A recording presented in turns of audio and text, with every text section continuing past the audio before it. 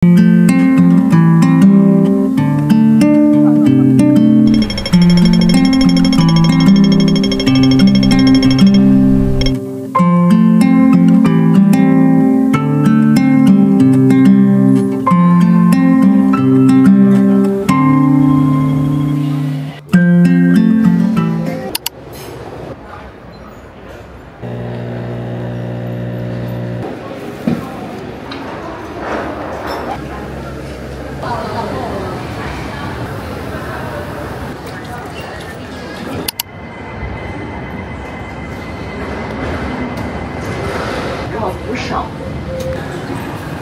guys, another day, another vlog. We just arrived here at Hong Kong and it's my second time here. Grabe, I'm very excited because last time I went here was sama ko yung mga kapatid ko, pamangkin ko last December, but this time it's an incentive trip from my work with FWD.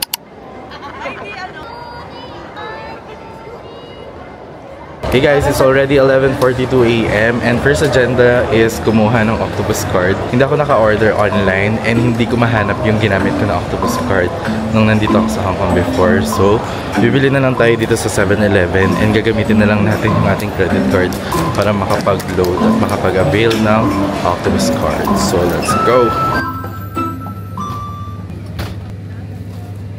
Okay, first challenge is walang octopus card dun sa 7-Eleven. So, nandito sila dito sa parang station. Pero kailangan mo mag-withdraw ng cash kasi cash lang tinatanggap nila. Got our octopus card. So, ayan, meron na tayong octopus card. 200 Hong Kong dollars yung binayad natin. Pero yung load is 150. So, more likely, 50 Hong Kong dollars yung mismong card. So, sayang din pala.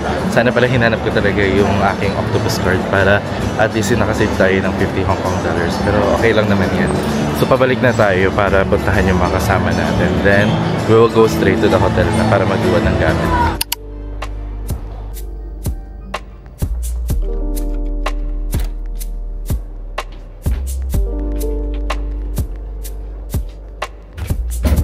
We just arrived!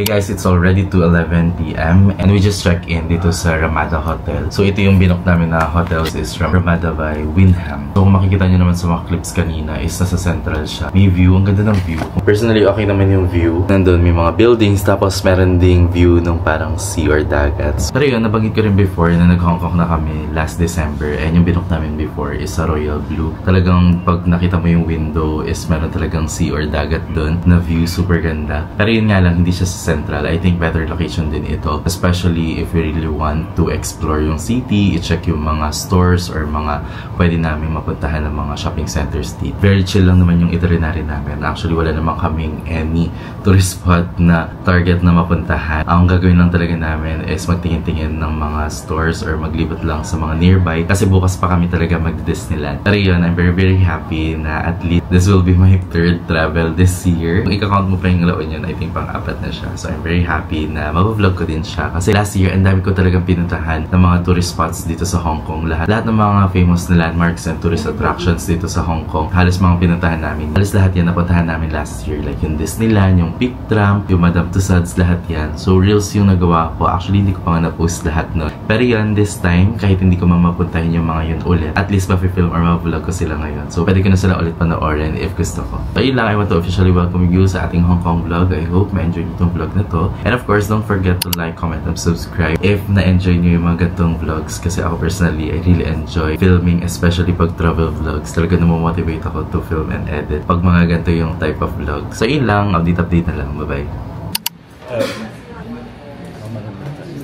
Let's eat. So yan, may sabaw. Hindi mawala ang mga.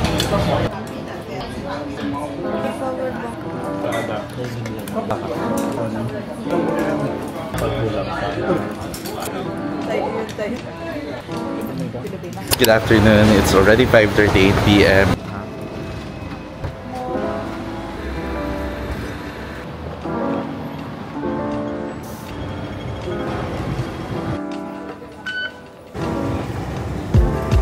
Hey guys, it's already 6:22 PM and nandito kami ngayon sa TST. And ang agenda namin is hanapin yung Bakehouse. So, isa sa mga famous na kumbaga pastry dito. So, hinahanap lang namin siya. So, this is egg tarts are currently sold out for the day. So, sold out pala siya. So, yung pinunta namin, sold out. Ayun lang, sold out nga yung egg tarts. So, try na lang namin bumalik mamaya. Pero ngayon, since TST is famous naman sa maraming mga kumbaga shopping centers and mga kumbaga stroll-stroll lang naman kami dito. Kasi marami naman pwedeng makita. So, naghahanap din kami ng pwede namin mapagstayan na cafe para at least makapag-coffee. Kasi hindi pa kami nag-coffee for the day. Like, ang aga ng flight namin. And kumbaga, baka kami nakapag-quick nap after namin nakarating ng hotel. So, kailangan talaga ng katawan namin ng coffee ngayon.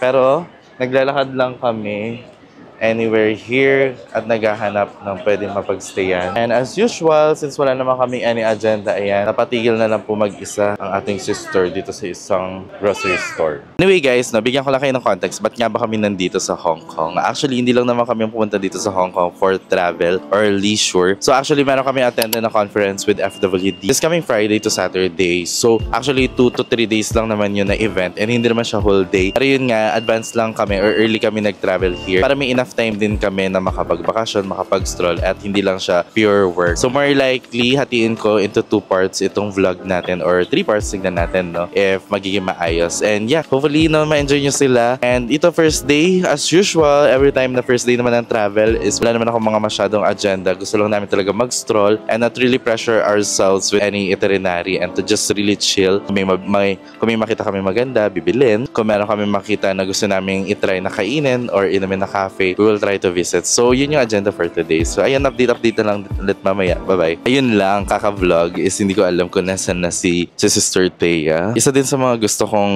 mga napapansin every time I travel is yung mga na-inspo ako sa mga outfit ng mga tao. Like, ang ganda ng outfit ni Kuya. And cute din siya. Charing. Anyway, ayan, kung titingnan nyo. Meron din store na malaki dyan, Adidas. Baka pwede na natin gamitin yung points natin with BPI credit cards, no? Para at least yung mga points natin na pupunta siya sa mga pwede natin magamit on a daily. Pero bakit parang ang layo na ng nilalakad ko at hindi ko pa rin nakikita si Sister? Where is she? Oh, okay. I saw it na. Nandun siya sa dulo.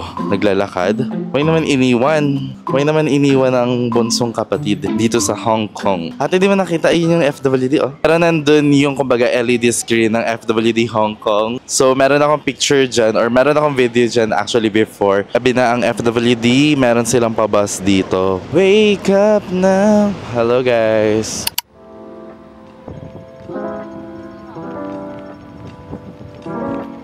Okay, we're already here dito sa Heritage and ang ganda ng view guys. Ganyan, daming tao. Charing. Ayan, may mga buildings dyan. Tapos lahat yan may mga LED screen. And of course, kailangan natin magbigay credits sa kumpanya na nagbigay sa atin ng opportunity to travel here in Hong Kong. Hindi lang makita sa camera pero FWD yan.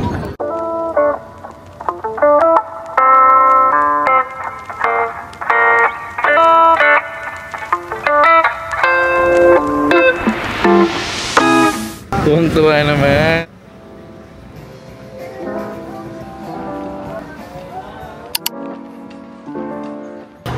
Hello guys. So nagtitingin tayo ng shoes dito. Pero meron tayong ka-rotation dun sa On Cloud natin na shoes. Okay, we got the shoes. So, pakita ko na lang soon kung ano yung napili ko. Baka suotin ko siya one of these days. So, yun lang. Guys, may nakita ako. My favorite. Jamba Juice. Jamba Juice. Hindi natin dadalhin sa Hong Kong ang cravings natin with Jamba Juice. Hey guys, it's already 8:44 PM and hindi pa kami nagdi-dinner actually. Pero hindi naman kami super gutom kasi medyo heavy naman yung late lunch namin kanina. Nandito na kami ngayon sa Mong Kok. Try din namin pumunta sa Ladies Market. Titingin-tingin lang kami. Actually yan na yan. Ito na yung Ladies Market. So para siyang tangge or kumbaga mga series na mga stores na pwede nyo i-check yung mga benta nila na mas mura talaga. Last year din, yung mga iba namin mga pasalubong is dito din namin sila binili. So ayan, mamaya magtitingin kami ng mga pwede namin mabili. Ito yung itsura ng Ladies Market dito sa Hong Kong. So ayan, meron din silang mga parang tiyangge. And actually ito, merong mga nag-i-interview ata, ang dami mga cameraman. Ayan, baka mahagip tayo ng camera at ma-discover tayo sa Hong Kong. Hey guys, it's already 9:29 PM and ngayon pa lang tayo magdi-dinner. We decided na mag-late dinner na lang dito sa, kumbaga medyo lokal na restaurant dito sa Mongkok. So, pakita ko lang yung mga order namin. Actually, konti lang yung order namin ngayon. Ang order lang namin is fried na dumplings. Hinintay lang din namin yung wonton noodles na merong kumbaga shrimp na wonton. Tapos, maghahanap lang kami ng pwede pa namin kainin na fried kasi konti lang yung selection ng fried dito. And maghahanap din kami ng milk tea. And I think yun na yung last na hanapin namin kainin for today. So ito yung wonton noodles na shrimp. Tapos, yun yung fried na dumplings. So, let's eat, guys. Natitikman ko lang mga dumplings, yung mga frozen. Gulay lang tayo. At least gulay. Wala palang noodles yung na-order namin. So, pure lang siyang wonton. So, labanan ng wonton pala ito. Okay, nandito pa rin kami sa Mongkok. Since di ko naman sure kung makakapag-haul ako pa-uwi or sa hotels, kukunin ko to. I think this is only like 60 Hong Kong dollars. 10 na yung laman niya. So, it's a face mask. Panood ko naman ito sa vlog ni David Kison, itong Pino na hair mask. So, kukuha rin ako ng dalawa para matry ko siya. Then, magre-reserve ako ng isa na either gamitin ko or pang re-regalo ko. Hey, what's this? Ang daming options dito. Ang daming mga, kumbaga mga bagong item na dito ko lang nakikita. Medyo na-overwhelm ako. Grabe, hindi lang pala sa Watsons. Medyo judgmental yung mga nag-assist. Hindi pala dito sa Hong Kong. Titingin-tingin lang ako dito. Tapos sabi nila, facial wash for oily skin. Mga tayong oily skin. I mean, valid naman yung sinasabi ni Madam. Pero still, oily skin na daw. Uwi na tayo. Okay, day 1. Ilan lang naman to sa mga nabili natin. Galing tayo ng Salomon. Meron lang din tayo binili sa Big House. Then ito, may ilan lang din tayo. Lungfung Mall. Ito, meron siya nabili na bag sa Ladies Market. Pero ako, wala akong nabili. And I think okay lang yun. Because every time naman na bumibili ako, I want to make sure din na gusto ko talaga yung bibili nito. Anyway guys, it's already 10:42. I am actually surprised na umabot kami na ganito ka-late.